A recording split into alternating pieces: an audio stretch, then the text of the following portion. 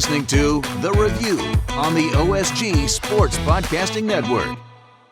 Welcome to another round of The Review here on the OSG Sports Network. John here, Marty there. Phil on the road. You'll hear from Phil coming up in just a little bit.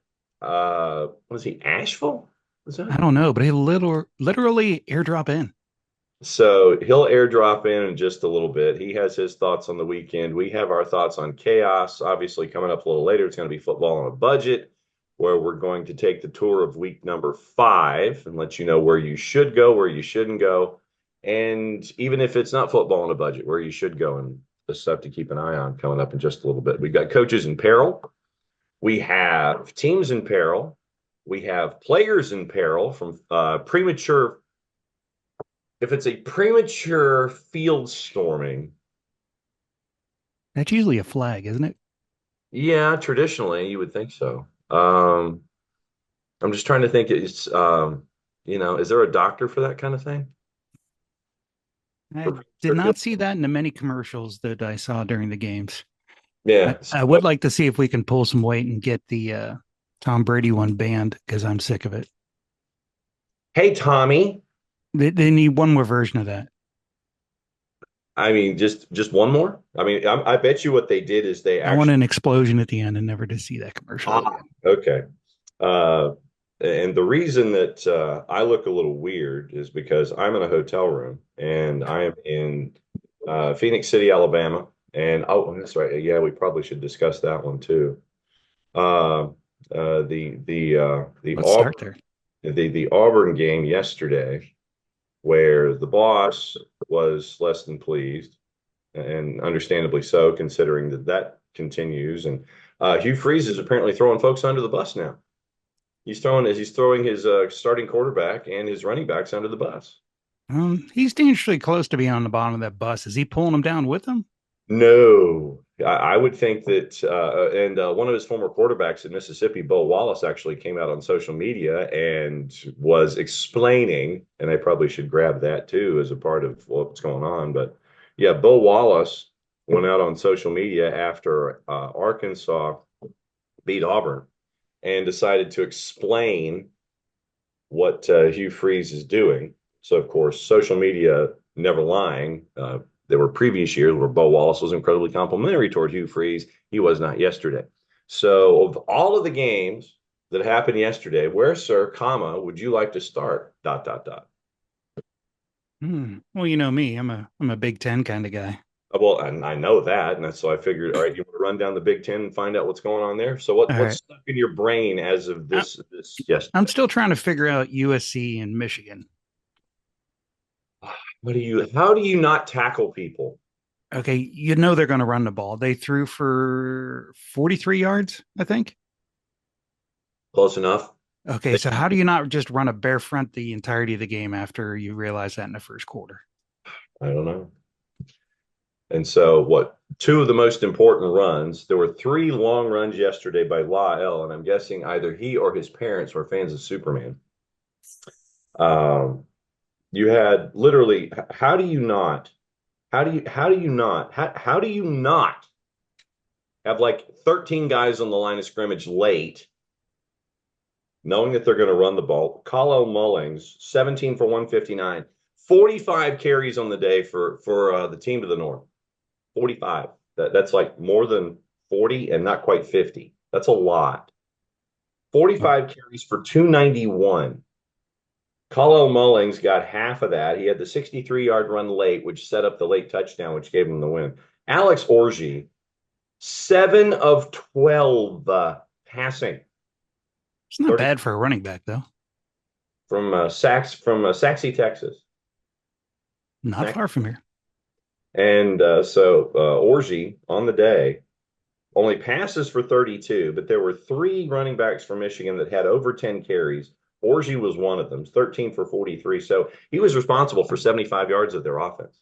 Kyle Mullings for twice that on the road. But I would pound the table here in the hotel, but then it would move the camera, and it would shake, and people would sit there and go, "Are you suffering an earthquake?" But USC, how do you not? How do you not? How do you not? Like the whole thing we heard all week was how they've improved their defense. And Good. jettisoning the previous coordinator was a big step to that. But how much change you can expect in a year? They're better, but that was the real test of not being able to stop the run. They could cover the pass, but I mean, did they even need corners on the field? Oh, They could have put linebackers or just went four safeties. yeah. I mean, seriously, you could have done a 4-3-4. You could have done a 4-3, an old school 4-3, like when you and I were kids, an old school 4-3 with two safeties, two corners, three linebackers, seven in the box. But no, you want to try to be cute. 46. See, yeah, 4-6-1. CYOOTE. That's how cute you were trying to be. And what did that get you? I believe the term would be bupkis. But they were still in it up to the end. Oh. That's the sad thing. Both those programs are in trouble. Yes. So, and you go into a game like that. One of them was ranked 11th. One of them is ranked 18th going in, and we got to see how. Michigan fans are going to start being insufferable again. I know, I was going to say start being insufferable, but thank you for. Last week they were kind of like, oh my God, well, we got our championship and that's good. This week it's gonna be like, oh, we beat USC. Uh-huh. We can make a run to Big Ten. No, you can't. As soon as they're behind, they got to start throwing the ball there in deep doo-doo. Yes, that's a word to use. Yes, deep doo-doo. All right, so check Michigan and USC off the board with the frustrations that are there for 99% of the people in the country. Where do you want to go now? Like I said, I got like 10 games. So what do you want? The only other one I was talking about just quickly is Gus going nuts for the Ohio State game. Oh, Gus went now, nuts. As somebody that is not a Ohio State fan, are you getting sick of Klatt? I mean, he seems off this year, like delusional. Is he wrapped up in his Colorado? It just feels like he hates Ohio State and really likes Michigan. Well, Michigan beats Arkansas State, not Arkansas, Arkansas State, and he calls them a great team. And then stop. Ohio State beats Marshall, and he's nowhere near as complimentary to the layup game on the schedule. But Ohio State looked okay, but they had some miscues on special teams. I couldn't believe 3 kicks out of bounds. And you saw the guy come up over to Ryan Day on the sideline, and he was like pointing towards the sun, and Day was just not having it. And then they replaced him for the remainder of the game. But still, they're averaging 50 points a game. So how much can you really complain? Oh my God. By the way, and this is something that through the Kevin Bacon game here, the folks in Auburn continue to see Quinshon Judkins do what he does and continue to be frustrated beyond all belief because he grew up near there, didn't he? Huh? Grew up near there, didn't he? Did, yeah. And he wanted to go to Auburn.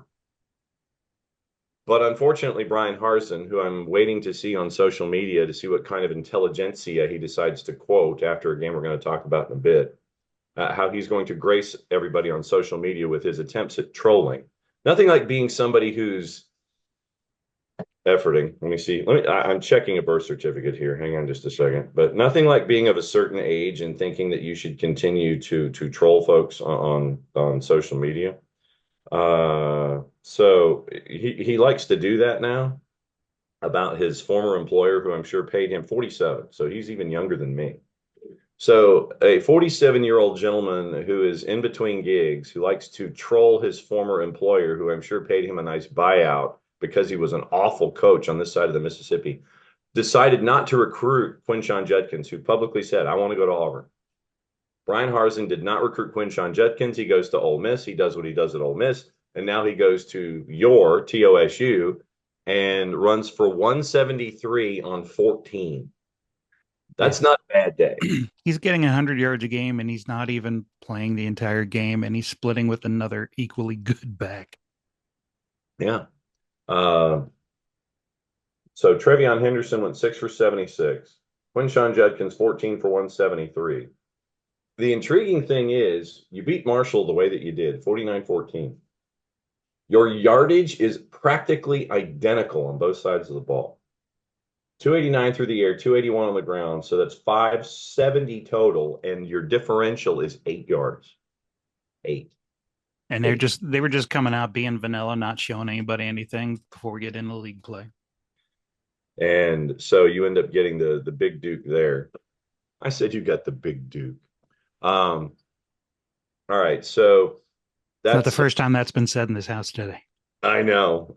Illinois over Nebraska, 31-24. Can we stop imitating Mahomes? Well, I mean, I don't see I it. mean, has he gone so far to get a girlfriend with bitchy resting face? I don't know. That's something that's going to have to be found out in Lincoln. By the way, 24-35, 297, 3-1 for Dylan Raiola, and ran for a net minus 52 yards and sacked. Illinois, by the way, getting the win, 4-0. Burt is 4-0, kids. 4-0, 1-0 in conference in the conference opener, 24th in the country. Nebraska was number 22 until the loss. Friday night football, something Dylan Raiola is used to seeing. So Stanford beat Syracuse. Ashton Daniels, yet another quarterback from Buford. So Dylan Raiola, quarterback, Buford High School. Ashton Daniels, Stanford, quarterback, Buford High School. Yeah, but in fairness, didn't Raiola switch high schools like 3 times? Yes, he did. Yes, he did. So Ashton Daniels' dad was a player at the University of Georgia. Ashton stayed the entire time at Buford. Dylan, boopy, boopy, boopy, boopy, boop. And so I do not know of a Buford quarterback at Washington State who beat San Jose State in the third game on Friday night, 54-52. So literally 2 of the 3 games on Friday night, you had a quarterback from Buford High School. Okay, so going through the rest of, I guess we'll just do. Well, I was going to say the top 25, but Texas, Arch Manning said they looked at Arch Manning and his debut over Monroe, 51-3. It was like a C plus. Ole Miss put 52 on Georgia Southern. Tennessee ranked number 6. Sorry, Phil. 15. I think Oklahoma at 15 is being quite generous, and they were exposed in the 25-15 win by Tennessee. I think Oklahoma's got a lot of work to do. Story as old as time. You're saying Tennessee and Oklahoma? Usually it's just defense. But yeah, they have some offensive work that they have to do. And Oklahoma is going to Auburn next week, and we don't know if that's going to be a 3:30 or 4:15. We'll keep an eye out for that. Missouri and Vanderbilt. Vanderbilt continues to be. That was confusing with the uniforms, by the way. True. I understand that one. I flipped over. I put that on my 4 box for a while, and I was like, wait, what? Huh? But Vanderbilt continues to be a pain in the you-know-what because of our little ball quarterbacking hate, Diego Pavia. I like Diego. I love Diego Pavia. The boss. We might have to call them our pesky pick of the week. I think so. Vandy's just, they're usually a doormat, and maybe they're finally sick of it. Well, what happened was, Jerry Kill leaves New Mexico State. He's tired of being a head coach. He goes to Vanderbilt to be an analyst. The offensive coordinator at New Mexico State goes to Vanderbilt. They're looking for a quarterback. So my first phone call was to exactly who it was. It was to Diego Pavia. And Diego Pavia, I will say this right now. Diego Pavia goes to Canada. He turns into a 15-year pro and turns into a pain in the ass up there. Oh, for sure. So 30-27, they lose in overtime. Little quarterback that could. Yeah. Well, so Pavia 14-23, 178-2. He's also their leading rusher for another 84 yards, but that's just how it is. And I mean, Vandy right now is 2-2, that close. Your kicker in overtime pull hooked a field goal attempt to send it into another overtime period. But I know we talked about moral victories and things like that. Vanderbilt doing great on the road, being a pain in the ass to. They're going to be a fun watch. Yeah, being a really fun watch and a pain in the ass, and the boss is absolutely scared when Vandy comes to Auburn to talk about it. Ooh. Because Diego Pavia could beat Auburn for the second year in a row with a different school. Oh. Looking forward to that one. I'm not going to talk about the University of Coral Gables. You played South Florida. Penn State. And that was unusually tight at the beginning. It was 15-14, and then all of a sudden, University of Coral Gables scores, I think, 34 straight or 36 straight or something like that. Utah and Oklahoma State. Utah was only a 1-point favorite going in. Seemed about right. Cam Rising, game time decision. Cam Rising plays. Utah wins in Stillwater in a Big 12 game, which is really weird to say. So Utah wins at 22-19 over Oklahoma State in Stillwater. Big win for them on the road. You know, Utah's my favorite Big Ten team that's not in the Big Ten. Are they your favorite Big XII team? We got to get some sort of good luck charm for Cam Rising, though. He's like the quarterback, Cam Rising. He's got to get some sort of, I don't know. Does he have an NIL deal with like emergency rooms around the country? Because like with an ambulance company. Okay, like let me get out my bingo card for injuries I've never heard of before. Oh my God, yes. I've never seen a Gatorade tub induced injury in my lifetime. I haven't either. Unless it was a baseball player and he hit it with a bat and the cooler dropped on his foot or something like that. But Utah improves to 4-0 with the 3-point win in Stillwater. Mike Gundy and his perfect hair are now 3-1. BYU at home blew out Kansas State in another big XII game. And this one was pretty competitive. Think they're missing that quarterback they gave us? I mean, no. I mean, Kansas State was, I'm sure they're missing quarterback. But get this. Jake Retzlaff finishes the day 149 yards, passing 2 touchdowns, 92 yards. So literally BYU finishes with 241 yards of total offense. But when you have what happened, and you have the chaos of the last minute and a half of the second quarter and the early part of the third quarter for Kansas State and BYU, literally Kansas State they were hanging in there. And it was a really competitive game. Then you end up with 31 points scored by BYU in the last little bit of the last minute and a half of the second quarter and the early part of the third quarter, and it was over. Kansas State was done. And and get the highlight if you've seen it.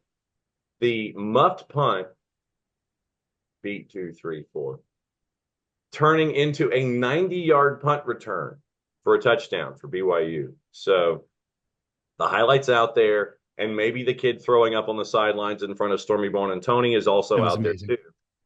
But yeah, literally 90-yard muffed punt turned into a touchdown was a part of all of the madness in that 31-point second and third quarter. But yeah, then the kid just is sitting on the bench. He needed oxygen, and he just let it go. And so, we're going to have to work on expanding coaching staffs because it just seems special teams, like not just there, but on a lot of games I watched this weekend, there's a lot of bad special teams. Well, there's a lot of bad tackling too, period. Do we need to have like a coach's clinic with USA Rugby? Yes. Get Alona Mar out there. I can't remember the girl's name, but the team captain for New Zealand, he's a force. I don't know if you saw her during the Olympics, but she carried a woman into the end to score a try. The girl tried to tackle her high. She just dipped her shoulder, lifted her up, and took her with her. And you get Alona Mar with the stiff arm. You get Alona Mar to come in on offense and New Zealand to come in on defense. I'd take either one of those women at fullback for Ohio State. Absolutely. LSU, no problem with UCLA. UCLA right now 1-2. LSU got the win. Notre Dame, no problem with Miami of Ohio. Louisville was tied early with Georgia Tech, won by 12. Iowa State won 52-7 over Ark State. Coach in peril. Dun, dun, dun. Coaches in peril. I got a handful, and I'll go ahead and continue to throw yet another coach into it. I got 4 schools, maybe 5, with coaches in peril, and we'll build to it. Clemson and NC State. Clemson scores 59 on NC State. And so Clemson, 28 in the first quarter, it was 28 and 17 is what, 45-7 at the half. 59 points on the board. It was 59-14 after 3. And so then basically NC State scores 3 garbage time touchdowns.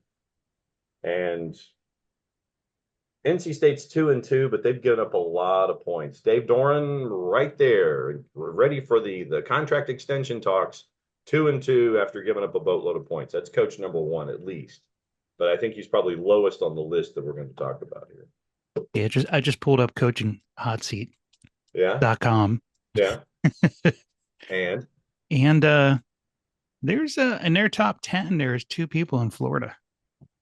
Okay, Billy Napier's 1 at Florida, and they got him at number 1. Well, yeah, and then then Mike's number 10, shockingly. Well, I think the win over Cal, the 14-9 win. See, now you're getting me fired up. The 14-9 win over Cal, where Cal had a 9-7 lead until about 7 minutes to go.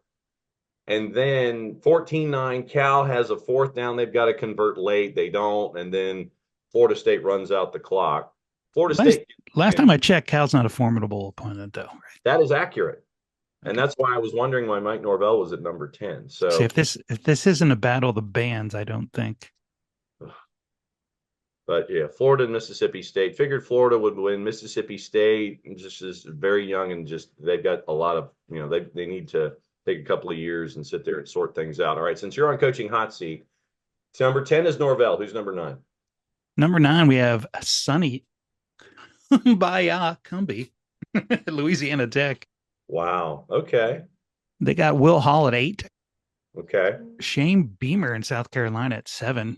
Interesting. That's intriguing. Stan Drayton at Temple. And I do got a bit of a axe to grind there because my cousin Danny Green's son plays defensive line for them.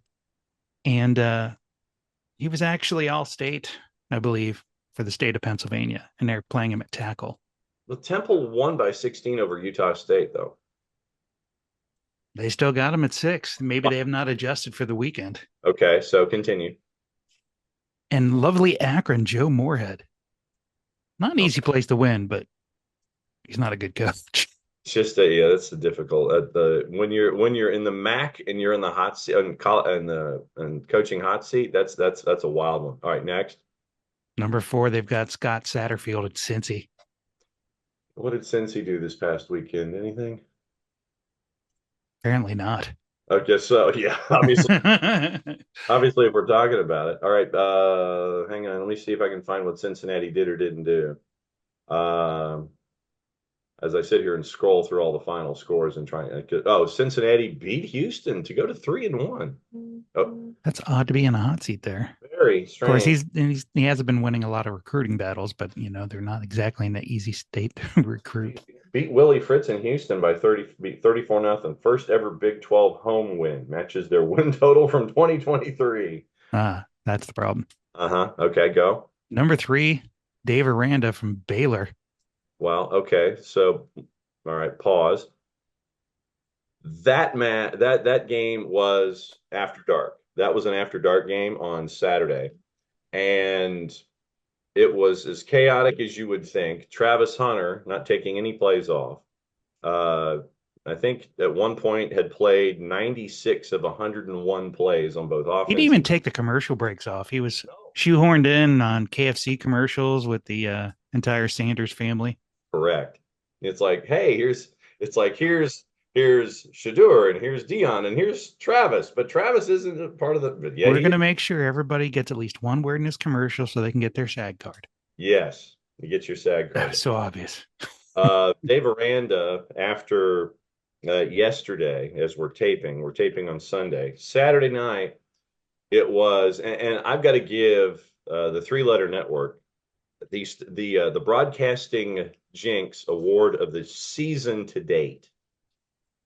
Final drive of the game, and Colorado needs to go the length of the field. They need to score, need a touchdown to tie.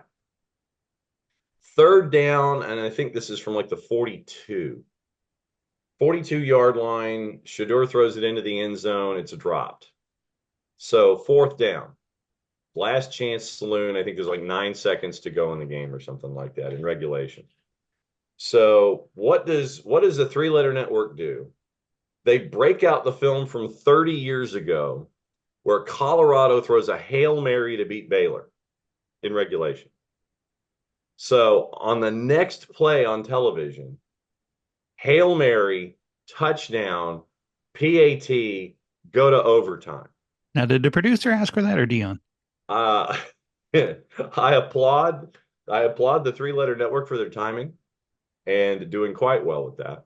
And so you go to overtime, and then you get a running play for a score in the top half of the first from Colorado. Colorado's got a 7-point lead. And then trying to dive into the end zone, bottom half of the first for the equalizer, Travis Hunter playing defense, helmet to football, ball pops out, goes out to the back of the end zone. There's joy upon joy at Folsom Field in Boulder. Storming of the field. What time on the clock? One problem. It went to review to find out whether or not the ball was actually jarred from the Baylor runner in time before it crossed the plane of the goal. So you have thousands of kids who have come onto the field, and you have this cordon of police at like the 20 and Yellow Jackets in that end zone where Baylor was on offense, and you're waiting for the review. Literally, you have Yellow Jackets dotting, I want to say the 20-yard line, might have been the 30, but you have Yellow Jackets dotting at the part of the field where they were playing, waiting for the review. Everyone's storming the field on the other 70 or 80 yards. You finally do get the review. Hunter makes contact, ball fumbled out of the end zone, touchback, game over. And then Dion actually does apologize to Dave Aranda after the game for all of the chaos and everything and possibly getting folks hurt. But yeah, big win for Colorado in an after dark game last night that you Quick really question though. Shouldn't that be a penalty and one more play for Baylor? Well, but if it was a fumble, but if it's a fumble after the play, it would have been a dead ball personal foul. And it still would have been game over because it would have been a change of possession. Okay. Just wanted to clarify that because of all the confusion. Yeah. So now how the hell do you storm the field for beating Baylor? Now, I understand storming the field when you beat a top 10 team, but when you beat a top 10 coaches hot seats team, you don't storm the field. Good Lord. I understand they're drunk. But my goodness, like you beat Baylor. Baylor had a worse record than Colorado last year. Does every Big 12 team get to storm the field this year? Because most of them are going to be Baylor.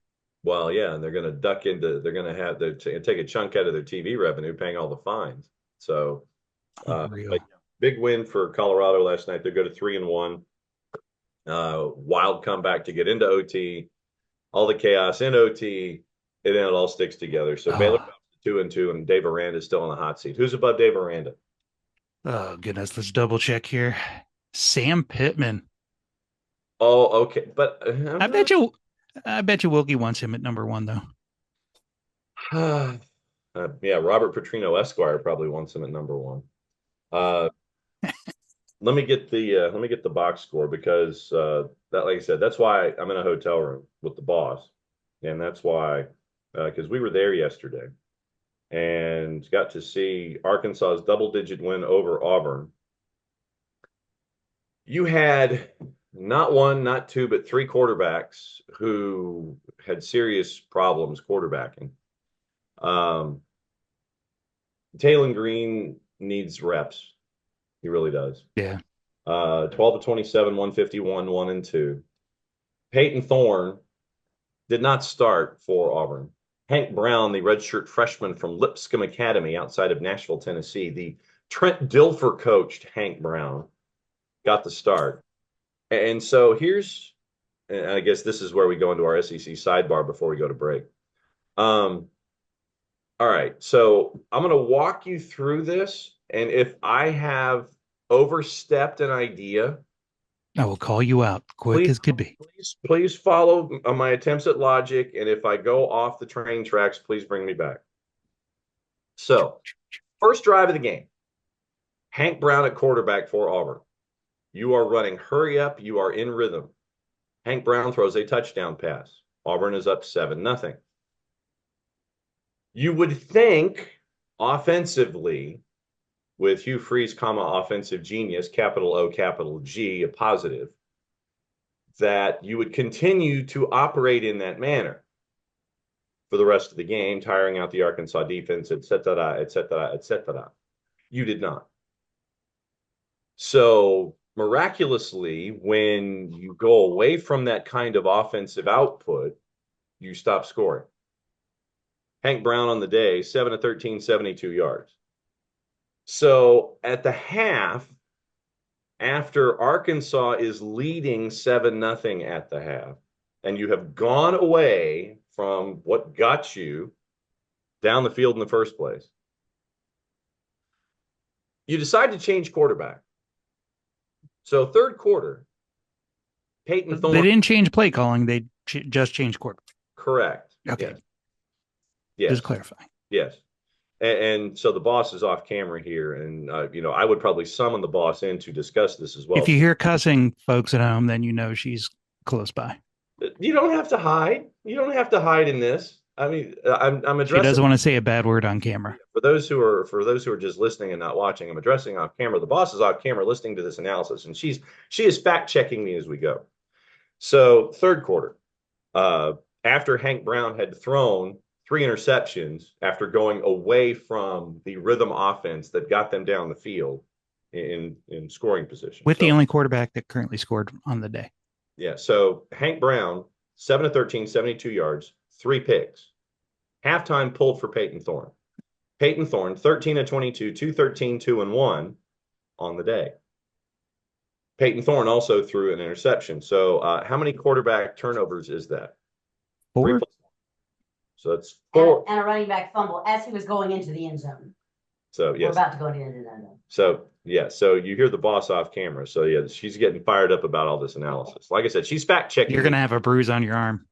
No. I was empathetic because I had the Cal Florida State game, and by the way, Cal on Twitter leading into said game, who is now calling the game the game ahead was fake news, that the result was fake news, and they have evidence that the game was fixed. Go and watch your Cal Twitter. Auburn rushing, by the way, had 146 total yards of offense, 12 carries, 67 yards, Jarquez Hunter. So just so you know, Peyton Thorne, 213 yards. Half of that came in the last drive in garbage time when you're down 10, and Arkansas doesn't care. So you end up with, after the game, you lose by 10. And this is where I consult the Twitter machine.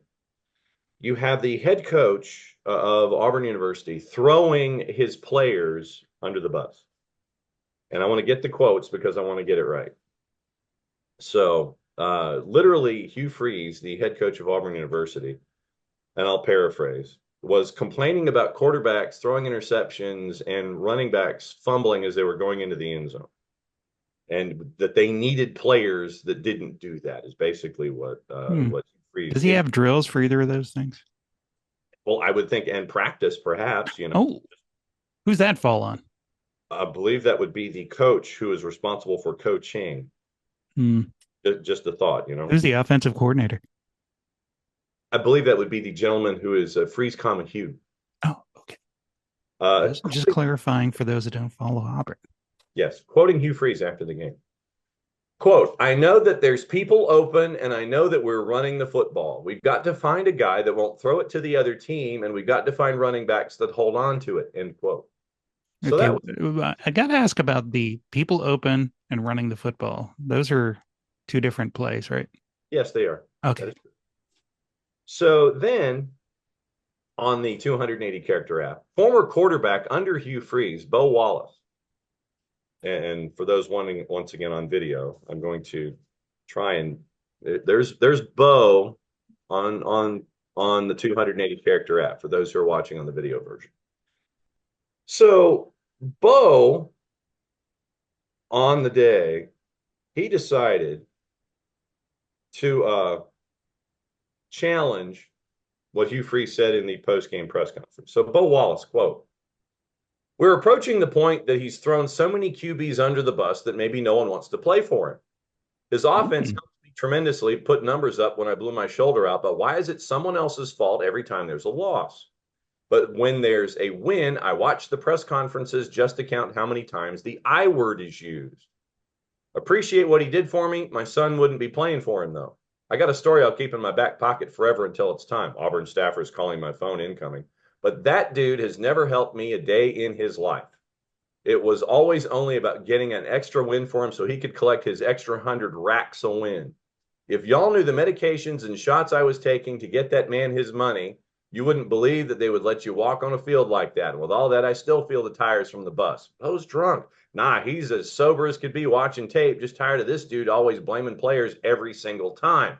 Do your research on his offices, excluding his time at Liberty. Look at the interceptions every quarterback he's had play for him throws. At some point when it happens over and over every year, you look in the mirror, not at the players, to save face. And by the way, Coach Hugh Freeze blocked Bo Wallace after that.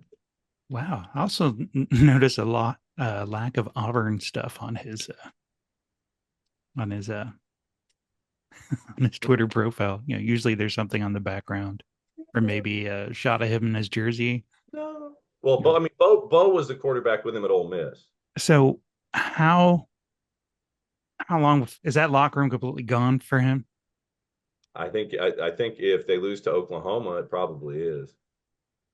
Because you had two quarterbacks throw 4 picks yesterday as we're taping. Okay. And you went away from rhythm and you went away from running the football. So the point that I have made is that if you had Holden Geriner, Benedictine as your quarterback, you wouldn't be having these issues. I'm hoping now that Holden Geriner transfers away from Auburn.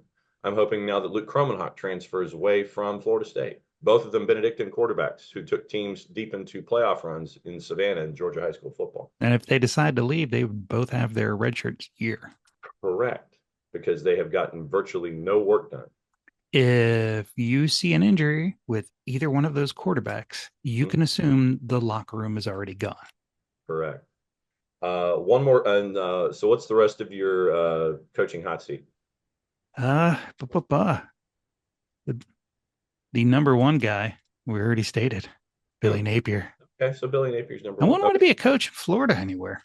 I know. Well, considering that you have an AD, and by the way, if you missed it on game day, Coach Saban going over the situation at Florida and Florida State must view segment. But Florida, he's the only person I can stand on that show.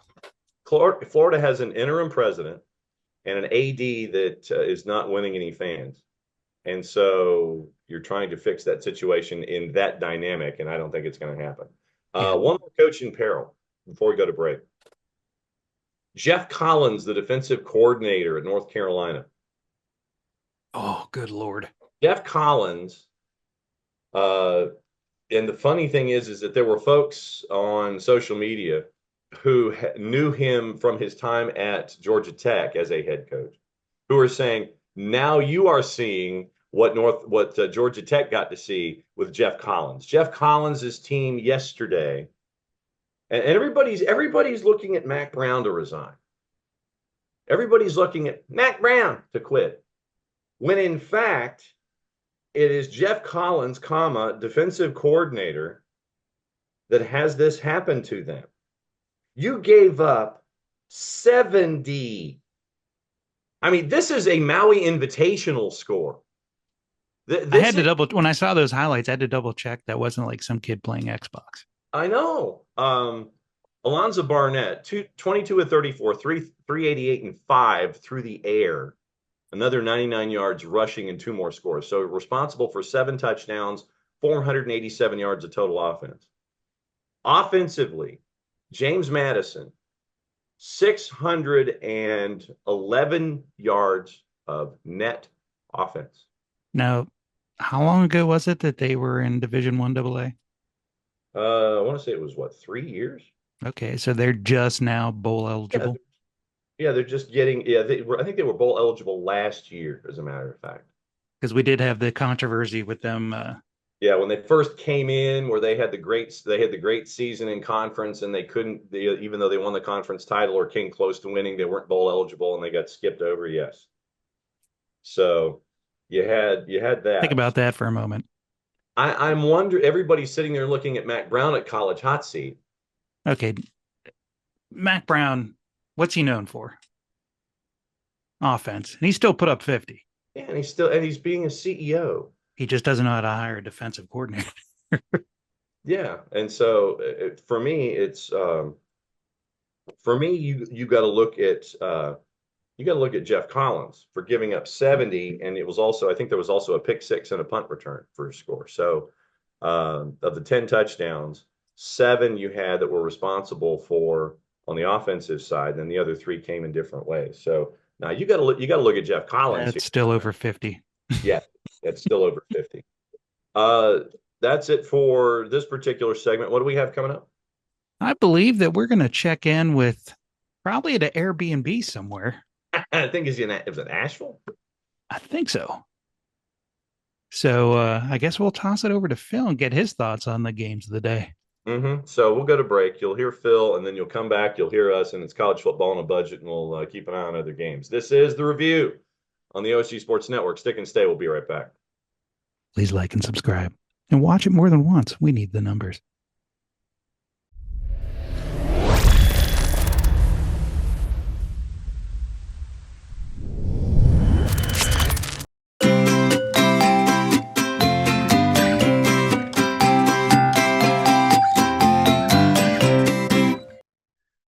Over here in the OSG Sports side of things, we talk football. Football. College football version here with the College Football Review every single week. But for those of you that like not just football with 2 O's, but football with a U, Futbol, there's the Soccer Down Here Network. I'm John Nelson. I host the morning show on Soccer Down Here along with Jarrett Smith, Nick Alifi, Jason Longshore. And if you're looking for the best information when it comes to the world of soccer, based in the southeastern United States, but we don't leave anything off the table. 9:05 Eastern time until 11 whenever. Sometimes we go for a while. SDH Network morning show, soccer's morning show, Monday through Friday, plus all the live events we do. It is your place and your source for soccer that is based in the Southeast, but covers everything on the world. SoccerDownHere.net, the Soccer Down Here app, available iOS and Android through our friends at Spreaker. That's like speaker with an R in the middle. Spreaker, do a search for OSG Sports, do a search for Soccer Down Here. All the soccer content all in one place. It is the SDH Network and Soccer Down Here.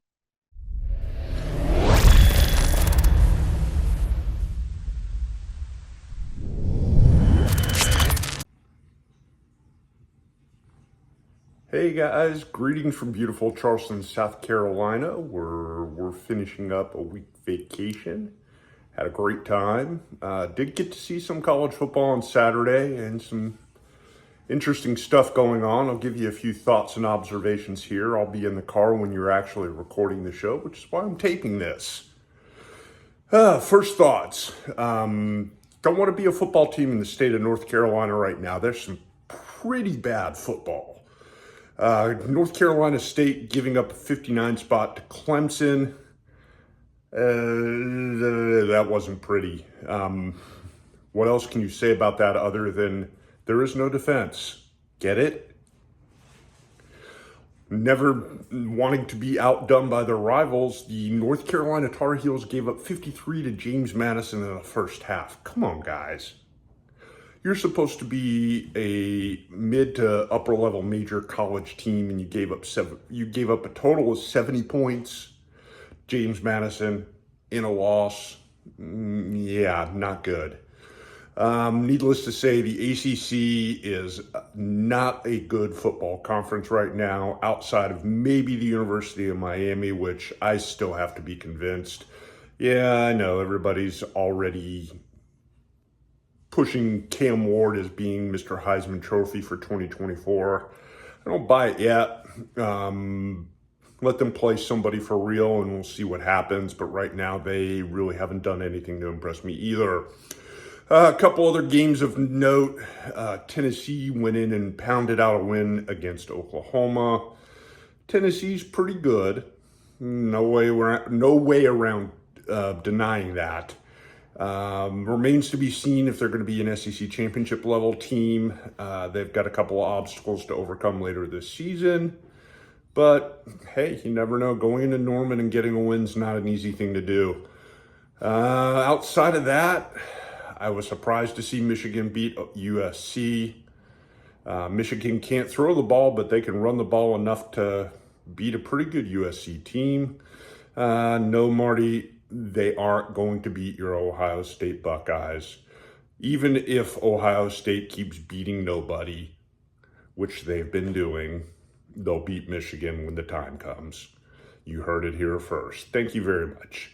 Outside of that, really, there wasn't that much excitement in that many crazy games, except for maybe the finish to the Colorado-Baylor game, which the student section of Colorado seems to treat like some sort of incredible victory over a top 5 team, but it's Baylor. Colorado gets the win in overtime, thanks in large part, as usual, to Travis Hunter, who saved the game by causing a fumble on the goal line as Baylor was about to score and tie things up in the second overtime of that game. Colorado gets the win. I'm still not convinced they're a very good football team, but they're not the worst team in college football yet either. Those are really my quick thoughts just off the top of my head here. I'm sure I'm missing a few things, but that's okay. I'm not there to read off my computer while I'm doing this. I'm just pretty much ad-libbing about 4 minutes of just me talking. So with that, I will toss it back to you guys at this palatial OSG Sports studio. Enjoy, and I'll be back with you next week. Thanks. Bye.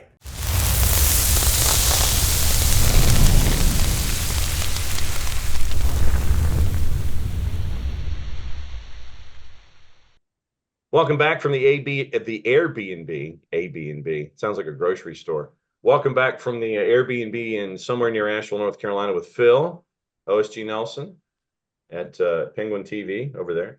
I'm actually at home. And he's at home. I am not at home. I am in a hotel room as we're talking here on Sunday, taping things after Saturday. I'm in a hotel room in Phoenix City, Alabama. After I got to see Arkansas beat Auburn by double digits. Yay. All right. It's that time where we look at the schedule for week 5.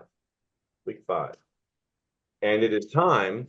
But it's the 6th week of games. No. And see, that's the thing. Week 0 to week 5. Everybody's like, and the boss is leaving. She's fed up with our conversation about Auburn football. So she's out the door leaving. And she's leaving me with a room full of snacks and food and pizza. Ooh. I know. God love the life of someone recording a show. Boss, be ready for that room to be empty when you return. No doubt. You're going to come back and make snow angels and wrappers that are on the floor. I'm going to make snow angels with pizza and cheddar and sour cream, potato chips and Cheetos. So that's where we are. And Mountain Dew. Bachelor's Delight. Yeah, Mountain Dew. We need to get Pepsi to sponsor. It's that time. Football on a budget, where Marty has his cup. I have my Mountain Dew. And we are going to roll through the schedule next week. And our traditional guidepost is $10. Because what we want you to do, we want you to experience college football regardless of level. And we want you to experience it with friends, make new friends, bring folks along with you, and have it be economical, where you're enjoying yourself and you're getting to be places you've never been before and maybe go see games. So what we do is we know that you pay a boatload of money to your schools to go see games when you have the opportunity. All part of scholarship funds and paying athletes and NIL and all that stuff. But what we want to do here, we want to widen your horizons.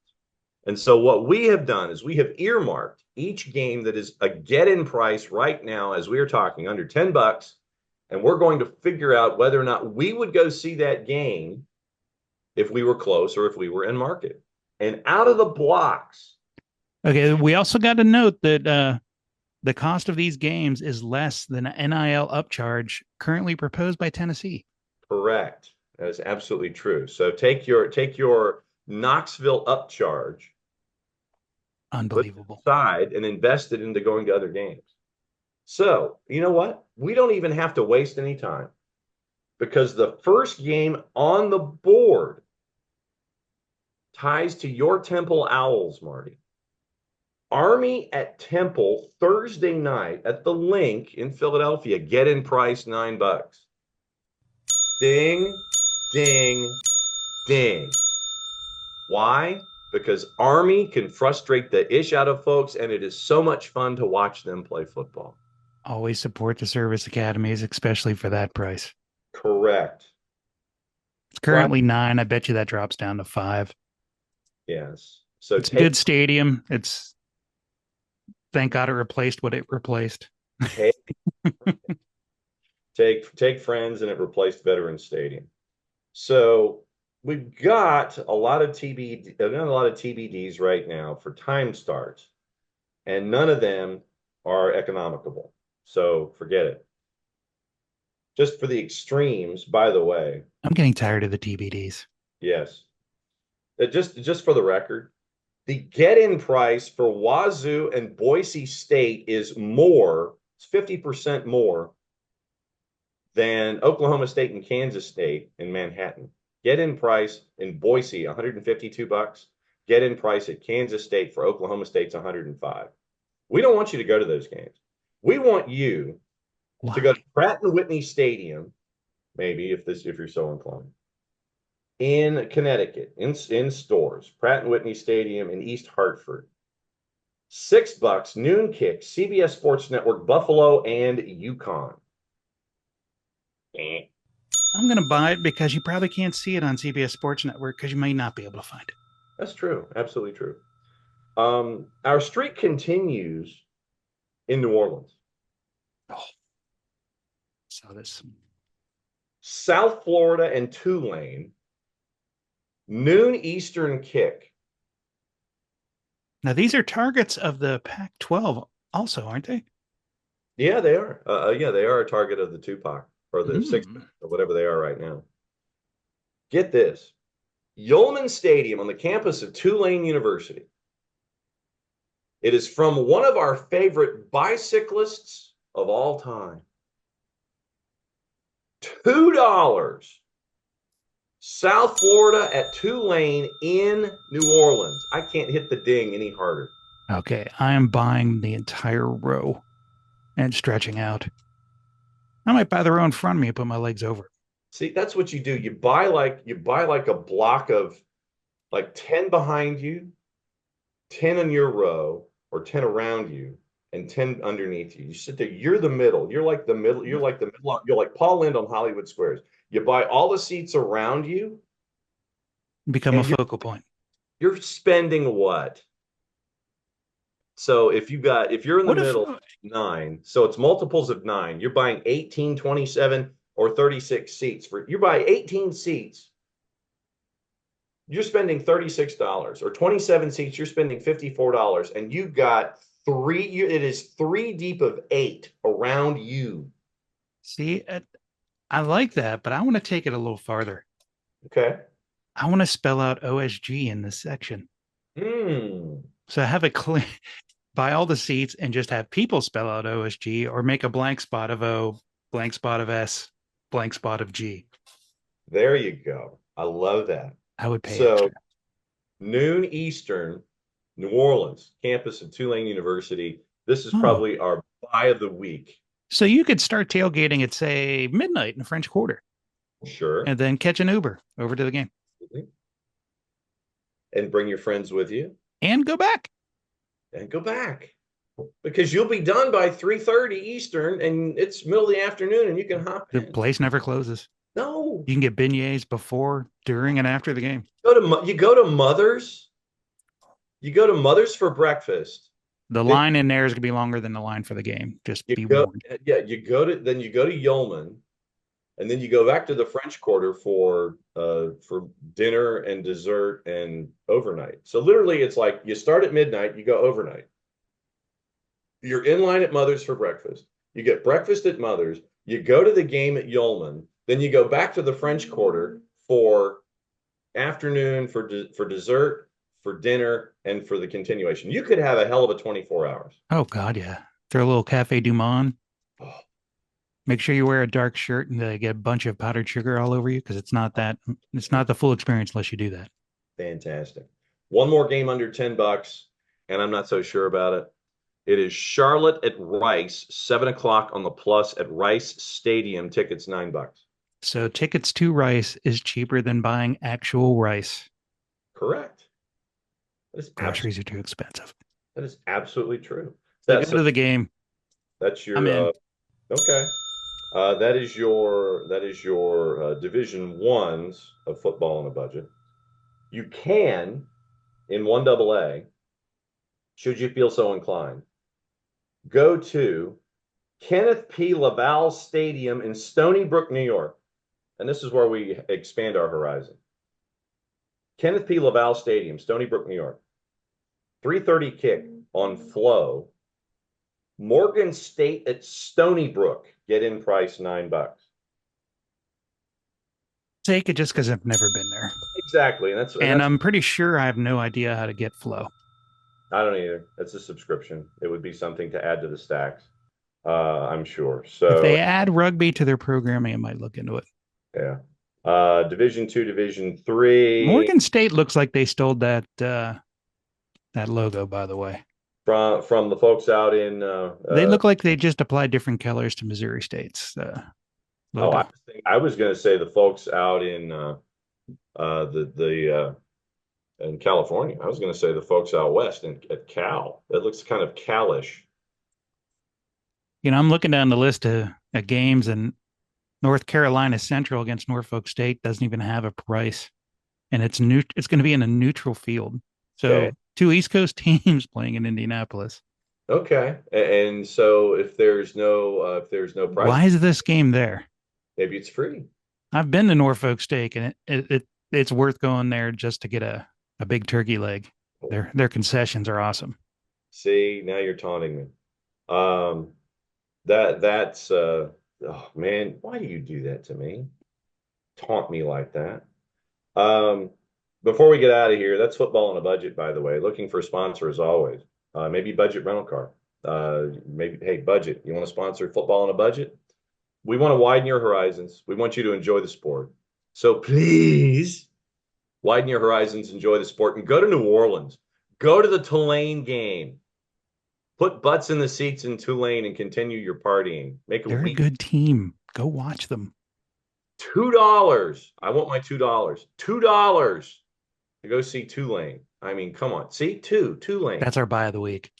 Tulane, buy of the week. A couple of other games on the schedule.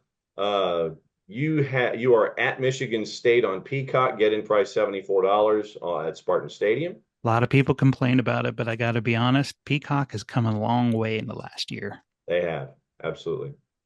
And yeah, they are on this tablet, by the way. Oklahoma State at Kansas State. We talked about the get-in price there. Oklahoma at Auburn. We'll be here for that one, and we'll be reporting on that one this same time next week. Minnesota against the team at the North. Arkansas. Why is Texas A&M 25th? I have no idea. That one's at Jerry World, and don't go. Let's see what else is on the board. Anything worth? Keep an eye on Northern Illinois and NC State, considering what we said about Dave Doran and Northern Illinois. Mad because they lost to Buffalo, for Christ's sakes. So Northern Illinois is on revenge. That one's the CW game. So keep an eye. By the way, sidebar. The boss was wearing, as she was egressing this morning, she was wearing her Wells Crowther t-shirt. And it's one of the best pieces that the Four Letter has ever put together.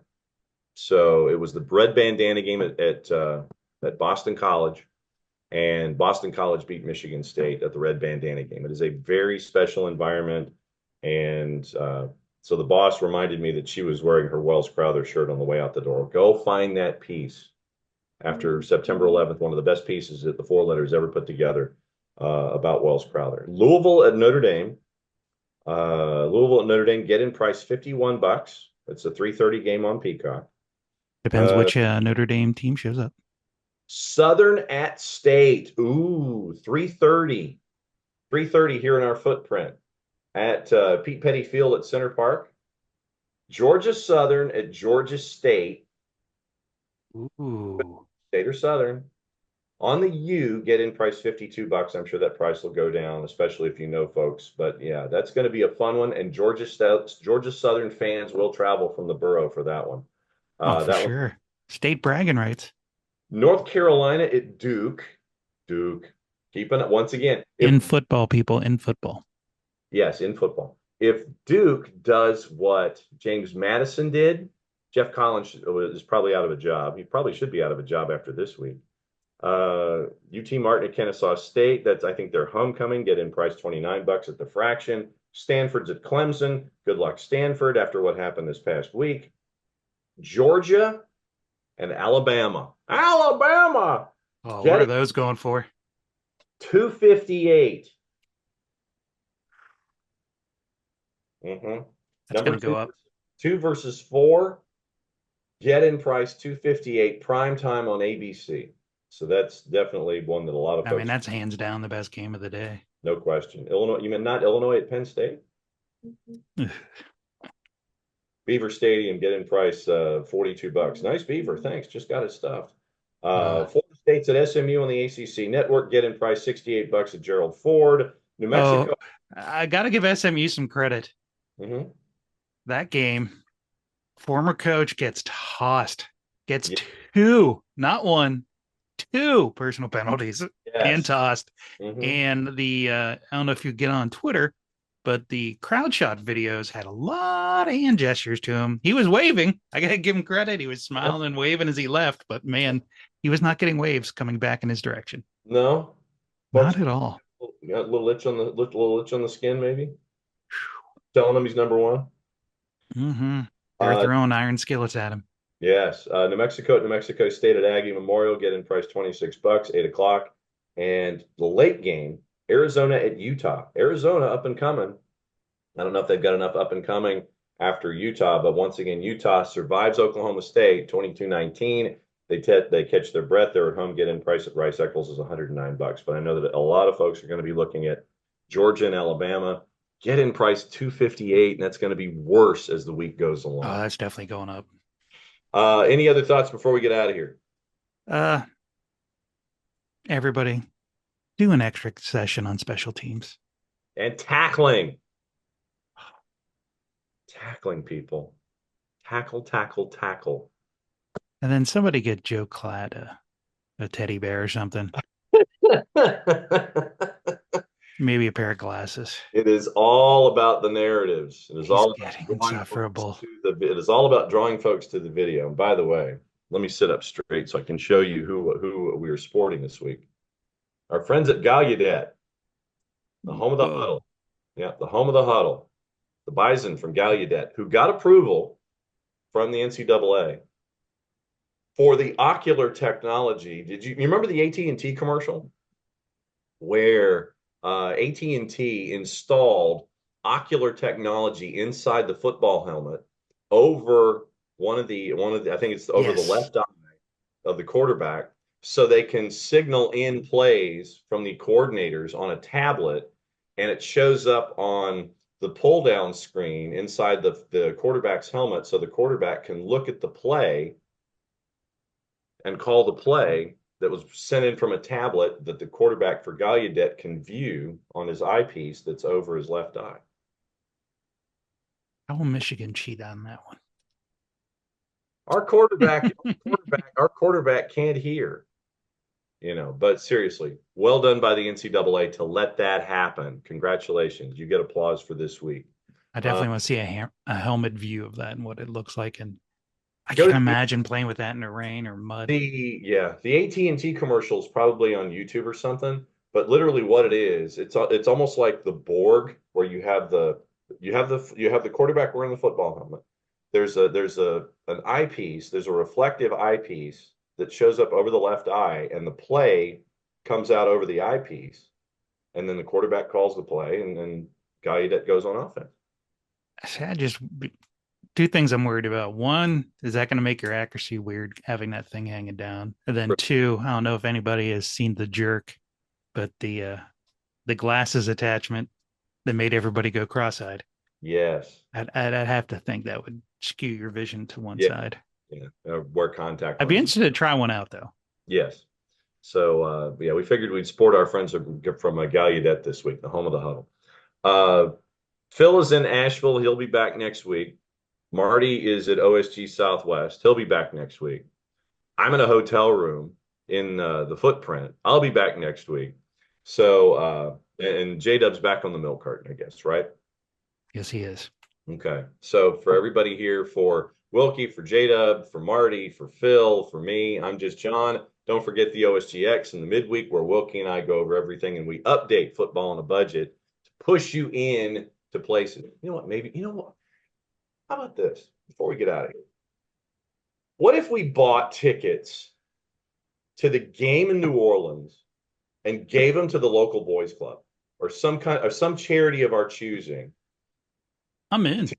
To get youngins to go to the game if we investigated and figured out a good charity and we got to get kids to go to the football game. Obviously, they'd have to take care of their own transportation. But if we got like 25 tickets at $2 a piece just to get them in the door, and we got to have folks experience football on a budget for a great charity, let me look into that.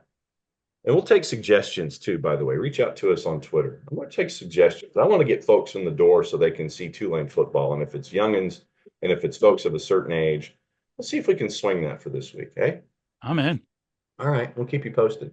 So he's Marty. I'm John. We're out for another week of the college football show here in the OSG Sports Network. Like, friend, be a part of the conversation on all of our social medias. Marty, take us home.